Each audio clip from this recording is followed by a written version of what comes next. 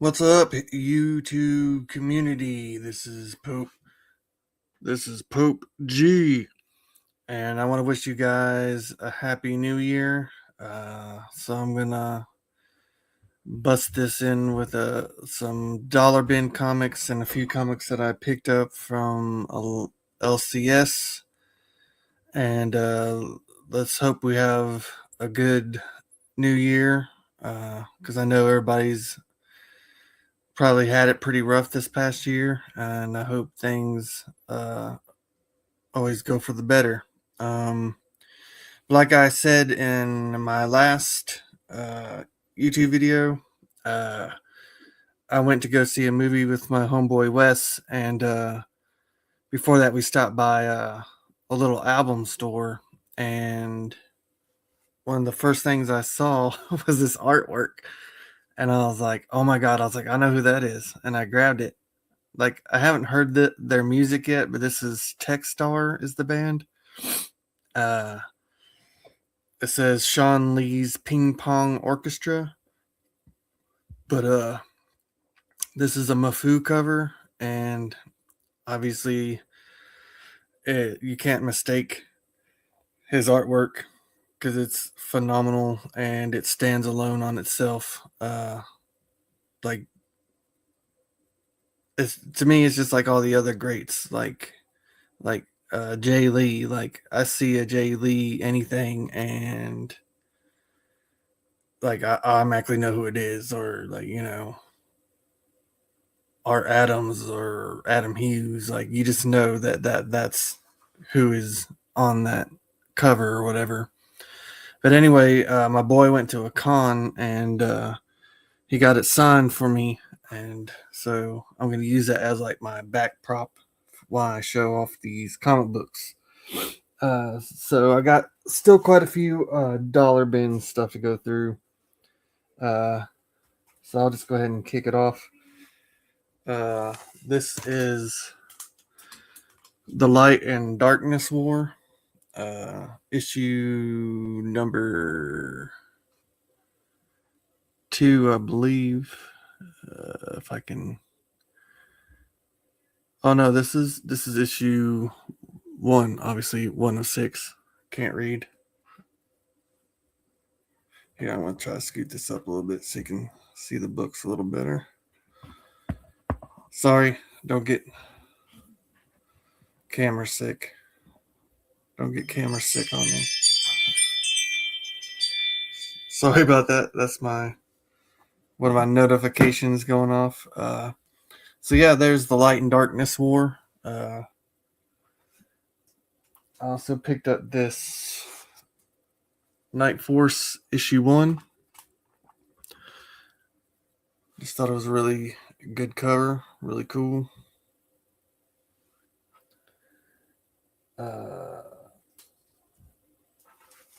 Found this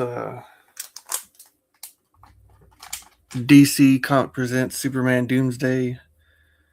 I'm not quite sure who the cover artist is, but it's kind of interesting to me. Like, I like how they drew Superman in this.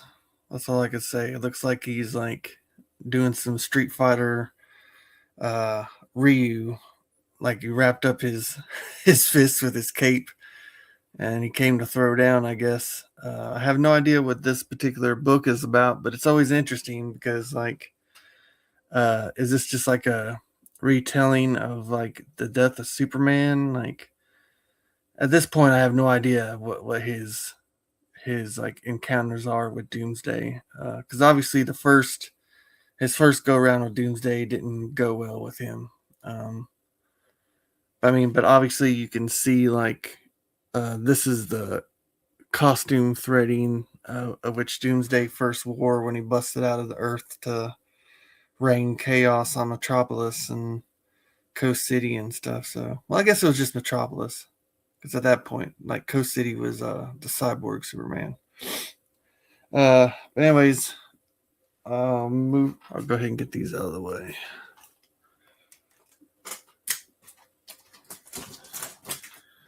And once again, I am surrounded by crap ton of comics, which is a good thing. I'm not complaining. Picked this up and grabbed it because it's a little bit damaged, but like I said, I don't know if you can see it. Yeah, you can definitely see it. I was just wondering if the camera could pick it up, but this is the Peter Parker, the Spectacular Spider-Man issue 86. I just like the whole like funny biz that they do with Spider-Man sometimes. And I just think it's funny. The Black Cat's like, yeah, love those knees. Because like that's a weird, weird way to draw some kneecaps. But I guess it works. This one needs a little bit of a cleaning and a press, which obviously I can do those things. But this is Cheryl Blossom Special number 1.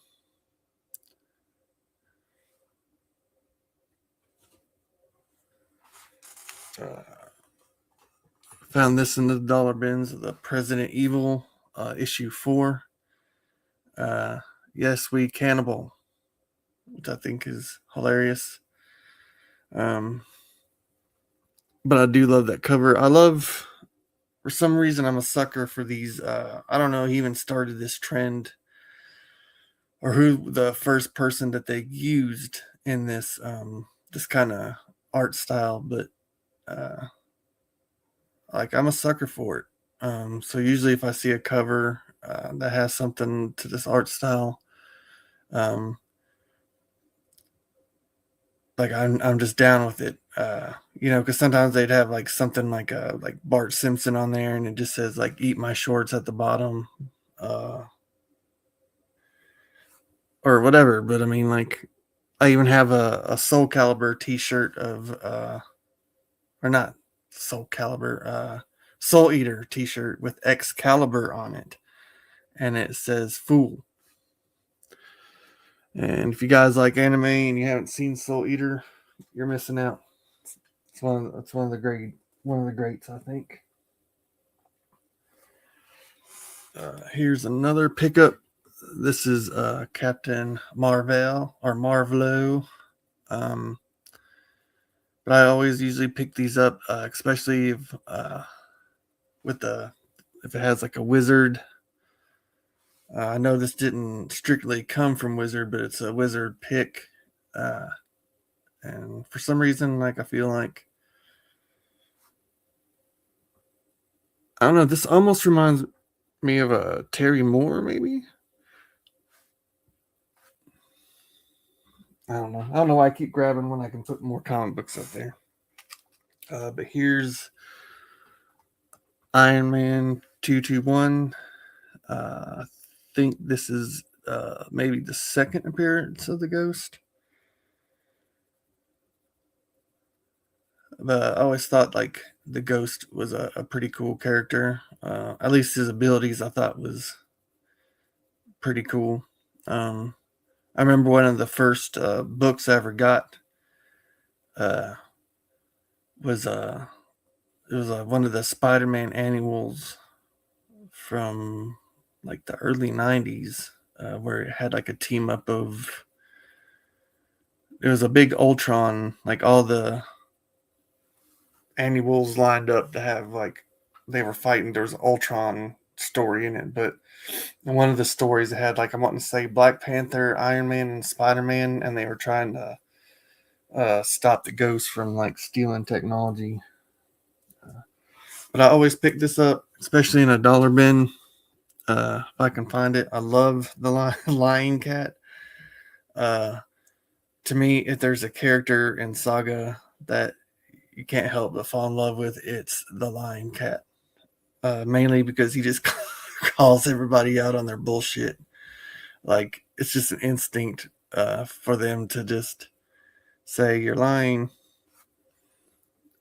Even his own master, he would call out his bullshit, which I thought was funny. Which obviously doesn't help you if you're trying to lie. And speaking of Terry Moore, picked up this Strangers in Paradise, number one.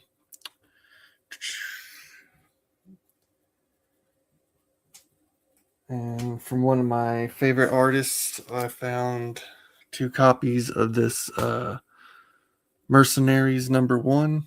This is a Michael Turner. I have never even heard of this, but it was in a dollar bin, and I saw 2 of them in there, so I went ahead and grabbed them.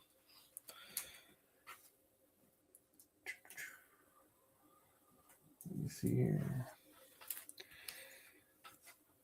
I usually pick up these. I have quite a few of these. This is JLA 22. This is the first appearance of Sandman in the DC like continuity, I guess, or whatever, or their universe. This is the first time he's in their universe. I thought this was an interesting looking book. This is Tail Gunner 10, issue 1 of 6. Just thought it was a strange looking cover. And here's issue number 2, which looks to me like an homage to a Clockwork Orange almost. You guys tell me what you think, but I do like this pink contrast in the background to whatever's going on within the cover.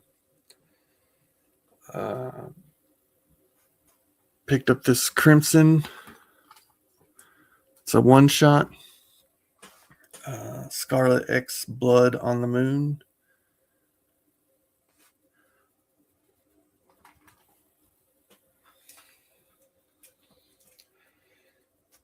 And I haven't had a copy of this yet, but I finally do now. But it's Green Lantern number 54. And this is, I guess, that issue where he finds the body in the fridge. And apparently it was like I guess like almost like a no-no, where it was very controversial, as they say. But like you look at comic books nowadays, and that's not that ain't nothing. Find a mangled body in the fridge ain't nothing. Like it's just funny that that's what they got all bent up about. Anyways, like I said, I think in my earlier video I said I found quite a few of these. This is Watchmen, Dr. Manhattan. This is issue 1 of 4. Adam Hughes cover. Here is issue 3.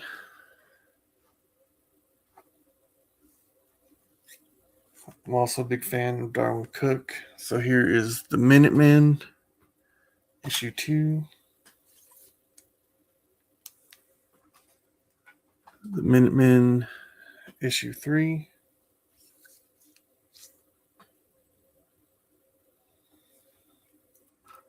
Then issue 4.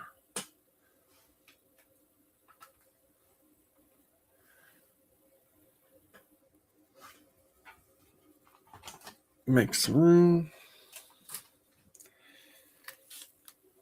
Issue 5.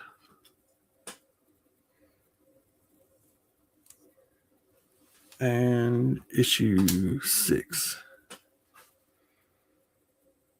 So, yep, those are like I said, there may be more of those sporadically, because usually if I see those in a dollar bin, I just have a tendency just to grab them. Also found another one, a Bloodshot, issue 7, the first appearance of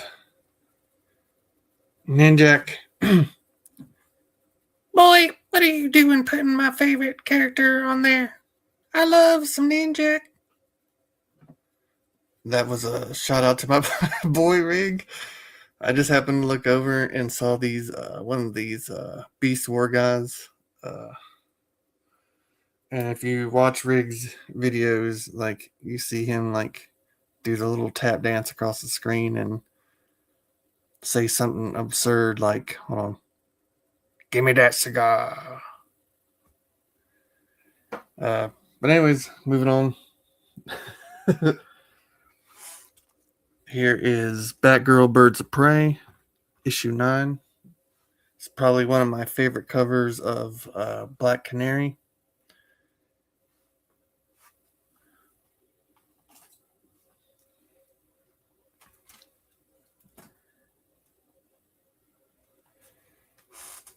Here is Jungle Comics issue 3.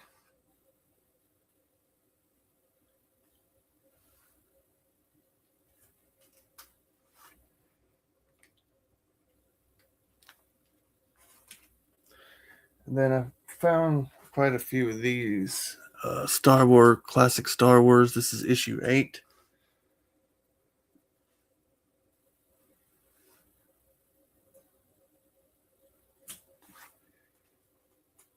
Here's issue 7. I'm actually thinking this is a key.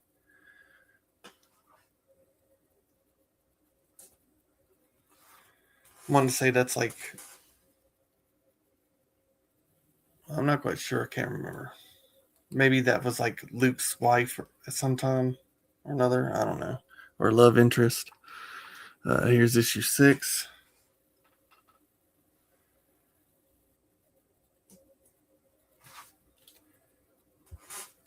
Here's issue 5. Oh, hold on. Gotta reset.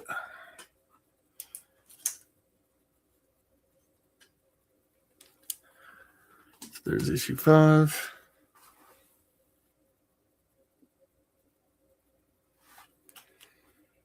And here's issue 2.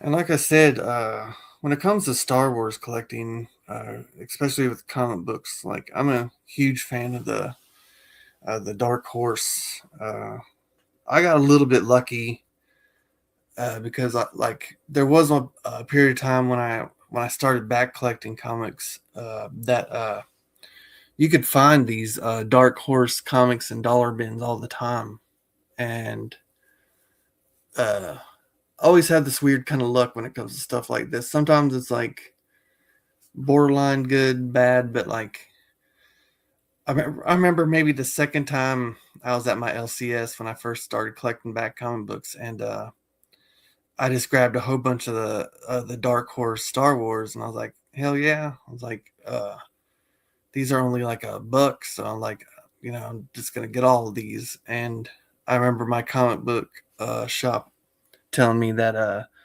these books were starting to gain interest, and he was like telling me, he's like, yeah, if you find them in the dollar bins, grab them because apparently like the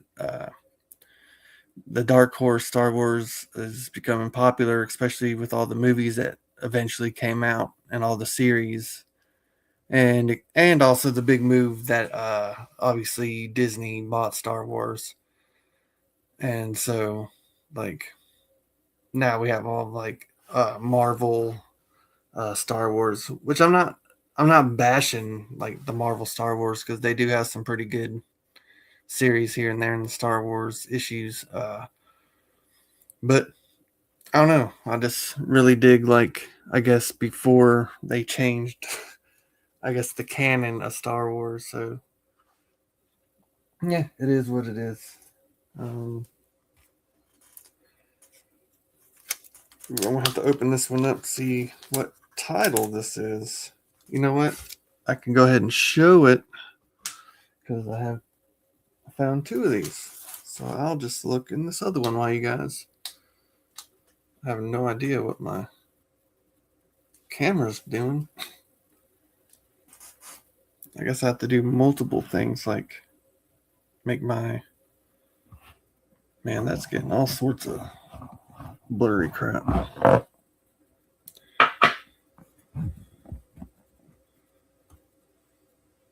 There, that's a little better. Sorry about that. Oh man, it's still doing it. don't know if I just had it too close or what, but it's like I couldn't get into focus. This book is Siren's Gate. I'm not seeing a. I think this might be. Yeah, this is issue 3. And this is a Shannon Mayer cover. Good Lord, my camera is freaking out.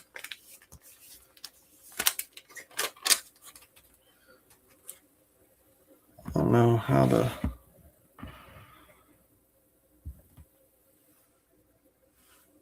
I don't know what it's trying to do.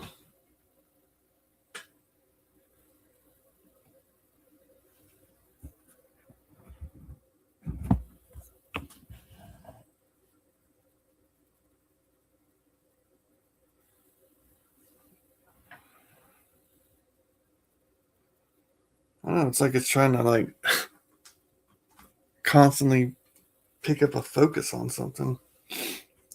Don't know. But here is Quested issue 1 from Whatnot.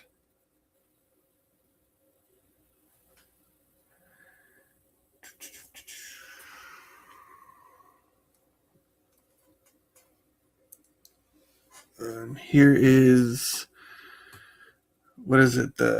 Oh my God, the Grim something. The Virgin cover of it. I'm failing, guys. I'm failing big time. But I think that's a really beautiful cover. But here's Cherish issue 2. Well, like I said, man, and I can guarantee you, I got most of these out of that. This is from a Peddler's Mall by my wife's work, and they have some pretty good. There's a bin in there that I said that a bin or an area in there that you could tell that it's owned by a comic book shop, because they do have some books that are like, like shelf price, but then they just have like $3 boxes, and they have like $2 boxes, and then they have dollar boxes. I usually skim through all of them, but usually like I can find some pretty good stuff in the dollar bins. But here's Digital Graffiti issue 2. And I usually pick up this every time I see it. It's the new Titans 93, and inside it there is a like a what is it? God, man, my brain is dead. There's like a poster inside, or a spread, if you will, of Starfire in there, and it's done by Adam Hughes. And here's another first appearance of Nort, the Green Lantern that like kind of looks like I don't know, like a little warthog or something. But that's Justice League International issue 10. It's a cover that's easy to spot.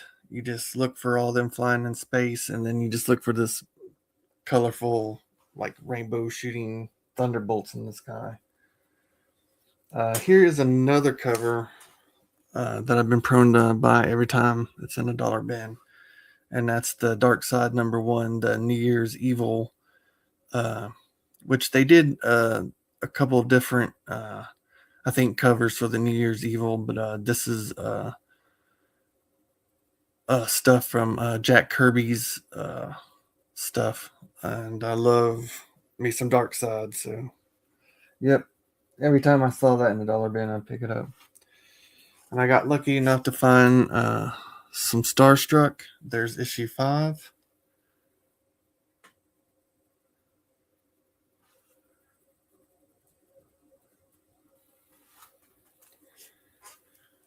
Yeah, I think these Starstruck covers are always really cool. And there's issue number 6. And it's always funny when I see those dates. Sounds like I was 6 years old when this came out. And then, see if that'll fit me. Yep. I got X-Men Legacy Mark Brooks cover. This is probably my favorite Mark Brooks cover. And it's probably my favorite Rogue cover as well. You could tell she was victorious, but man, you could tell she threw down. She's got the bloody knuckles. I even like that little scar over her nose. You can definitely tell that she had some fisticuffs with somebody. She probably beat the shit out of the Juggernaut with his own helmet. That's what I'm guessing. I don't know. I'm a huge Stephen Colbert fan. So here was Amazing Spider-Man number 573. And I even love his slogan is Colbert 08, and so can you. But I I think he's like Stephen Colbert is the greatest. I think, and I think if he actually did run for president, he would definitely have my vote. And I don't know, man. He's got sharp wit. He's super intelligent, and he's funny. He's funny and he's down to earth. But I mean, when it comes to political issues, I mean, he's very stern on certain things, and I appreciate the Stephen Colbert. Found the Rogues Gallery of the Flash.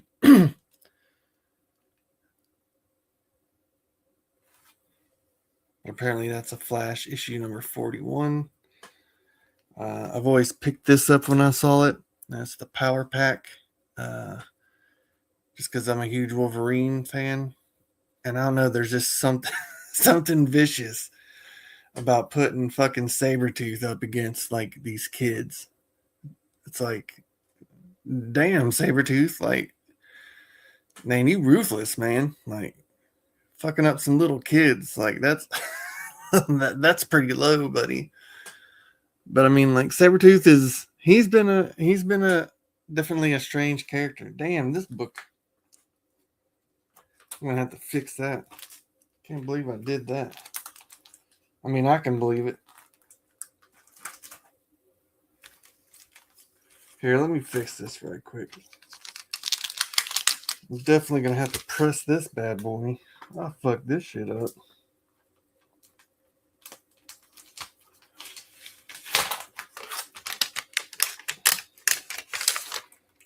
Let's see if I did any actual damage to it.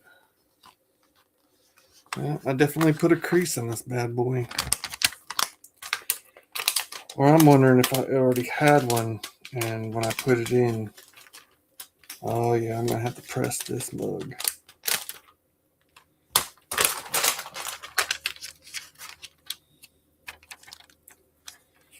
Yeah, at least it didn't color break. Look what I did, man. That's some bullshit. I don't even know if you can see it on here that well. Yep, in that corner I had it folded all the fuck. Damn, Shawnee fucking up.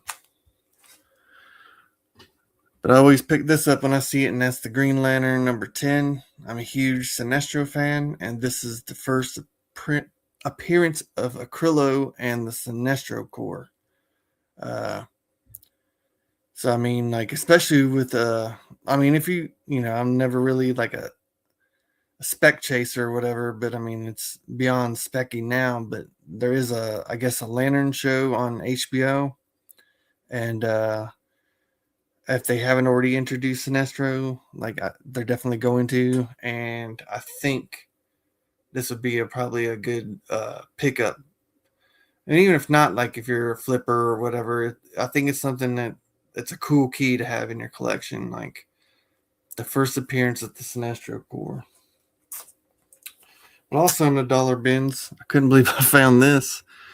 And this is Red Room number 1, but I want to say this is a variant cover of Peach Momoko.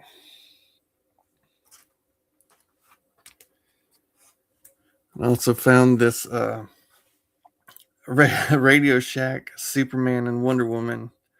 Uh, I don't know what it is about these, but it's just like if I find them, I'll pick them up. Uh, but there's just something funny to me about like good old Radio Shack back in the day, like because I remember when I was a little kid, like I liked going to Radio Shack because you have to understand Radio Shack, I guess, was like that was the place to go to get like all the new like technical gadgets like back in the 80s, and that's definitely telling you about my age. I was born in 80, but I don't even know if there's a Radio Shack. I think they're like non-existent now because like everything you can get at Radio Shack, you can get anywhere, like at a Walmart. But at the time, Radio Shack was like the only place you could really buy like all the new gizmos and shit. Like, like if you wanted the new type of phone or like a new type of computer or anything that was like, I guess, like the age of things. Like I always loved it because there was like a game section and remote control toys that they had in the corner. And every time we went into a Radio Shack, like I always went into that corner just to mess with the like the race car, like remote control race cars or whatever they had like set up over there. And it was always a place you could find those like old school, like handheld, like the really small handheld games. Uh, those days are dead and gone. Like everybody, like if you want to play a game, you just open up your phone. Uh, I found this, uh, and this is probably something like I know I'm gonna be selling a lot of my stuff, and I'm kind of done collecting. But um, this is probably something I want to finish out. I think I have almost the whole run of the Wicked and the Divine, but this is a variant cover for issue 1. But I really enjoyed, especially like the first, I guess, chapter of the Wicked and Divine. I thought it was a really good storytelling, and uh, but I think after like the grand, I guess the finale of the first arc of the story, like things got a little weird, and then I think they went back in time or something like that. And I don't know. I'll have to reread it, I guess. But here is Lamentation number 1, and that's a Cullen Bunn writing on that. And then I thought this was interesting. I've never seen this before, but this is uh, the Art of War, issue 1. And I mainly grabbed these. These were just definitely cover buys because like these are all representations of like famous paintings.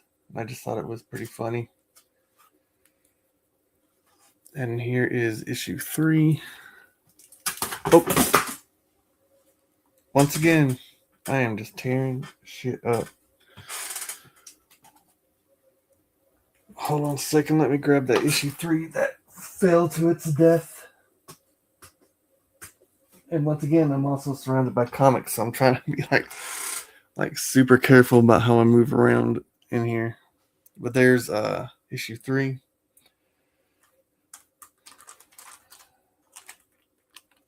Oh, yep. Come to the end of the dollar bins. This is Before the Watchmen dollar bill. Dollar bill, y'all. And then the last of my dollar bins is this Titans number 28. I'm a huge Dark Side fan, as you guys know by now. And you probably also connected that I love villains. Like I'm a huge Thanos, Dark Side, Sinestro. I don't know. Like there's just something like Darkseid's pretty evil, but I think certain characters like Thanos and Sinestro, like I wouldn't like call them villains per se. I think they're villains in the sense that they have definitely killed people, uh, which is obviously wrong. But like, I think some of their ideals, like sometimes I think they do stuff that I think they're just misunderstood, especially when it comes to Sinestro. I think Sinestro is hugely underrated and uh, just misunderstood. Uh, so that's that of the dollar bins. So now I'll show you some stuff that I picked up at a LCS. Here is G.I. Joe issue 1. So these were definitely not dollar bins. I paid shelf value for these, but these is, I guess, when the Baroness switched to be on the G.I. Joe side of things, which is whatever. It's the Baroness, but you can say what you will. I think she's Cobra all the way, but I think that cover is obviously phenomenal. I'm a Labyrinth fan, so I picked up this Labyrinth issue 1, and then I picked up issue number 4, mainly because these are my favorite characters. The Fire Gang, the ones that take off their heads, throw them around. I'm not gonna lie, the reason why I watched that movie is just to see these mofos, because I think these guys, and this is just a variant cover for issue 4.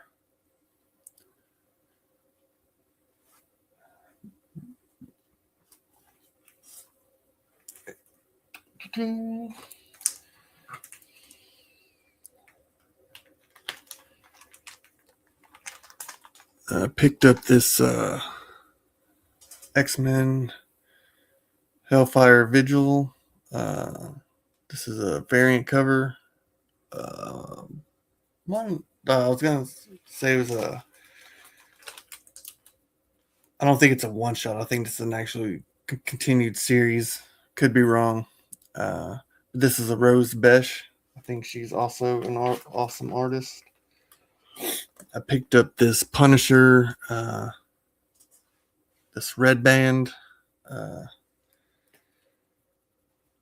which I think is, once again, I think it's strange to me. Of like, I understand there should be comic books like for kids, but like also I just think it's strange that like DC, did the Black Label stuff when they even had like they basically had their own like brand. Like Vertigo was their like used to be their like adult comics, which Constantine and like Sandman and stuff came out on, and Lucifer. But then there was like a mix. Like there was a brief time, and like in the New 52, Constantine was on the DC run, and now like Sandman uh, is DC. But then they started doing the Black Labels, and now like Marvel is like they just started doing like the black bags and stuff. While I was there, I picked up the Harley Quinn and Elvira. I love the Amanda Connor covers. But I also had to pick up this foil too. I don't even know if you can see that well because of the. It's a little better. But anyways, thought that was good stuff. And I thought this, yeah, this is probably one of the greatest Wolverine homages ever, and that's Spider-Man and Wolverine number 6, the Muppet variant edition, and this is Greg Land, obviously doing Frank Miller's homage to Wolverine issue 1. And all I could think of was like, shmoogity boogity boogity boogity.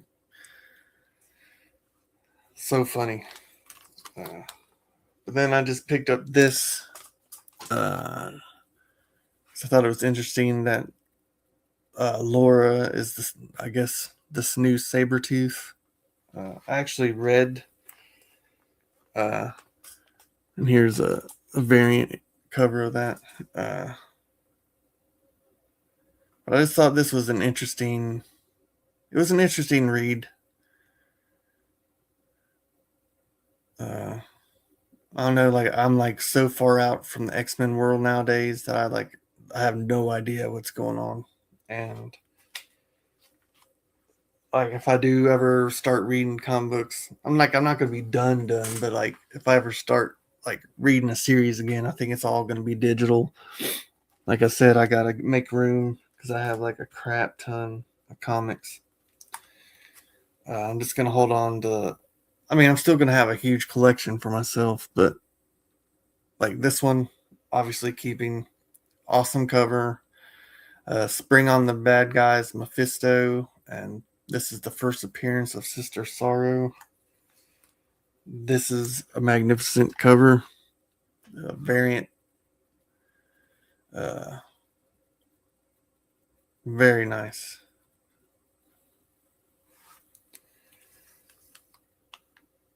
And then I picked up this Art Germ cover of Ghost Pepper, and that's a hollow cover.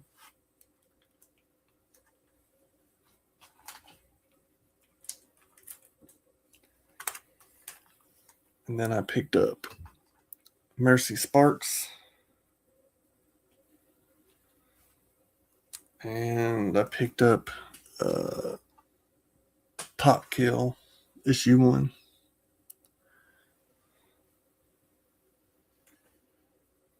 Alright, I'm down to the last little bit. And then I'm going to sign off and start organizing some of this stuff. But the next things I'm going to be showing you is this is the Monster and the Wolf. This is the Trick or Treat blind bag, issue 1. This is still polybagged, but there was like a crap ton of variants in this. And what was cool, here, let me go ahead and show you one of the covers. First off, he's a great artist. Like this artwork is phenomenal. But another thing is that I'm going to go off on a little kick. Is that it seems that like after like Mark Spears did this, it was almost like everybody started blind bagging. Like immediately started blind bagging. Like there's the Turtles blind bag. There's just a whole bunch of blind bags, like everywhere. There was like Something is Killing the Children blind bags. There's the new Youngblood blind bags, and I was like, I get it. Don't get me wrong, I get it. It's a good way to sell your variants by actually sending it out as like a variant, if that makes sense. Like your 1 in 20s, like they're still 1 in 20s, but like like I think it takes away the power from like the store. Like the store can't sell you, like if you get a blind bag, like the store can't be like, oh, you need to pay like the 1 in 25 cover price or 1 in 100 cover price because you might just get one of those. So like it allows the customer to have a chance to buy like a high dollar variant cover for a cover price. So that is kind of cool, but also like if you are trying to like run your chances of like getting a particular cover, you're going to be spending money anyway. But the bright side of that is like if you buy enough of these cover price books to like equal, let's say like a 1 in 100 book or 1 in 500 or whatever, like you're still going to get a whole bunch of comic books, and you're going to have, obviously, you'll probably have picked up some pretty, I guess, rare covers that came out in it. But I mean, they came out. There was a lot of really. I mean, like I said, man, just look at the artwork. It's crazy. Uh, but I mean, like, there's so many covers for this particular blind bag, and what I liked about it is that he also did this like Charlie and the Chocolate Factory thing. There was like 13 uh I guess like golden tickets, if you will, that if you if you got it, then there was like a coupon or something in there that you just showed to them or sent to them, and like you got like a super rare graded Monster and the Wolf #1 book, like graded, and not like that's just freaking awesome. I don't even know if all of them have been found yet. I haven't gone on and checked. Uh, but here is probably one of my favorite covers of them. Like he definitely has like a whole bunch of homages uh, in his covers for this Monster and the Wolf. Um, and some I think are quite interesting. Like this one, like it's cool, but I have no idea like how that falls into the monster world unless like she's like a samurai and like monster hunter or something. I don't know. Oh, but here's some really cool stuff. This is some really cool covers that I found, and this is the Night of the Living Dead covers that they uh, came out with for this book. And it was funny because like I want to say like the comic store I got this from, like the owner was just like, yeah, I've only seen like a few of these particular variants. He's like, but I haven't seen any of the Night of the Living Dead ones yet. And I literally pulled like 3 of these, like out of the first 6 that I bought.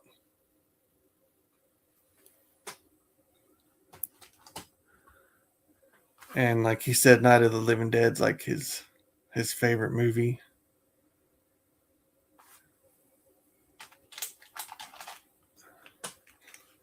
So I thought that was cool. All right, in these last few books, I'm just gonna show. Uh, I got these off eBay, but it goes along with the stuff that I'm showing.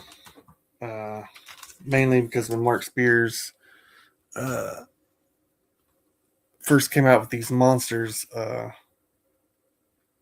like it was hard. Like they just disappeared like fast.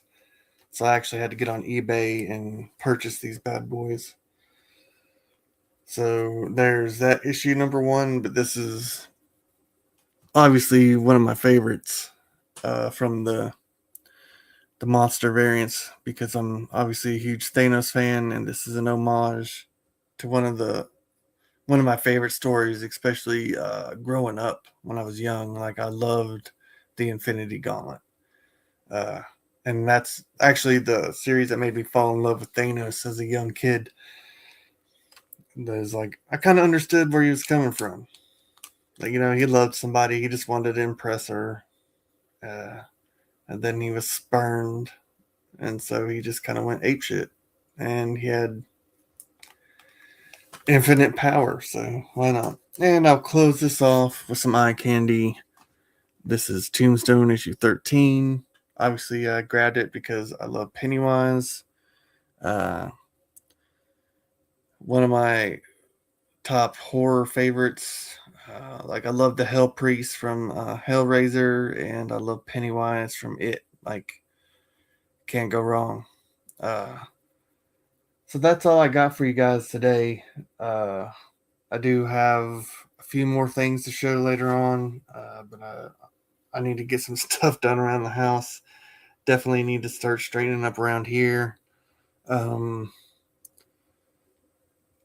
love and miss you guys. Like I used to love getting on here with my boy JP, and just shooting the shit or whatever. And like, if anytime you guys ever want to like just collab just to shoot the shit or just have me in the background just yibber yabbering, I'm down. Just hit me up and we'll figure out a day or something to do that. But I'm gonna go ahead and end this, guys. So let's end it with an ode to the rig. Happy New Year's, guys. Give me that cigar.